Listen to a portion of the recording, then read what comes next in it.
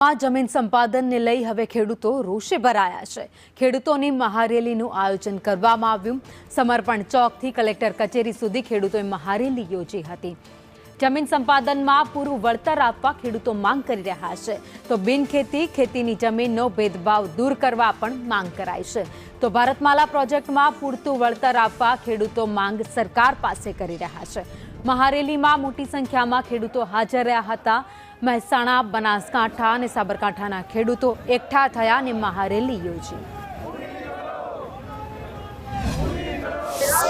Railway સંપાદનને લઈને અને જે અલગ અલગ જંત્રીના ભાવ નથી મળી રહ્યા તેને લઈને ખેડૂતો આજે મહેસાણા સમર્પણ ચોકી લઈને કલેક્ટરને આવેદનપત્ર આપવા જવાના છે। મોટી સંખ્યામાં અહીંયા ખેડૂતો જે છે તે આપણને જોવા મળી રહ્યા છે। જે પ્રકારે વાત કરવામાં આવે તો જે વિવિધ કંપનીઓ દ્વારા તેમની જે વિવિધ જે કહી શકાય કે માંગણીઓ છે તેને લઈને આજે ધરણા પ્રદર્શન અને તેની સાથે સાથે તેઓ વિરોધ પ્રદર્શનની સાથે સાથે તેઓ કલેક્ટરને આવેદનપત્ર પણ આપવાના છે। ખેડૂતો આપણી સાથે છે, તેમની સાથે આપણે વાત કરીશું। શું કહેશો અમરાભાઈ, કયા પ્રકારની તમારી માંગણી છે અને શું શું રજૂઆતો છે?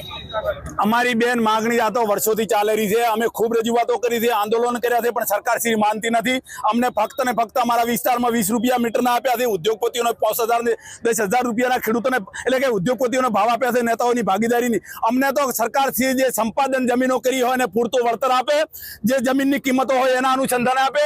સરકાર શ્રી તો વાતો કરતી હોય કે ખેડૂતોને બમણી આવક થશે, તો તમે 4 ગણી જેવી રીતે આવક કીધી છે તો 4 ગણા કરી અમને ખેડૂતોને ભાવ આપે એવી। હવે સરકાર અમને તો એવું દેખાય છે કે આ સરકાર ખેડૂત લક્ષી છે જ નહીં, ખેડૂતોને હેરાન કરે છે। ઉદ્યોગપતિઓને તો ફક્ત ને ફક્ત બખત છે, ખેડૂતો હેરાન થાય છે। સરકાર ખેડૂત લક્ષી હોય તો આ નિર્ણય લે, ન કે આવતા સમયની અંદર આ ગુજરાતની ખુરદી ઉપર આજની બેઠેલી સરકારને ભોગવવું કાઢવું પડશે। જય જવાન જય કિસાન। ચોક્કસ જે પ્રકારે વાત કરવામાં આવે તો ખેડૂતો અત્યારે એક કહી શકાય કે ઉગ્ર ચીમકી પણ ઉચ્ચારી રહ્યા છે કે તાત્કાલિક તેમના પ્રશ્નોનું નિરાકરણ નહીં આવે તો તેઓ ગાંધીનગર સુધી કૂચ કરશે। પાયલ યાદવ, સંદેશ ન્યૂઝ, મહેસાણા।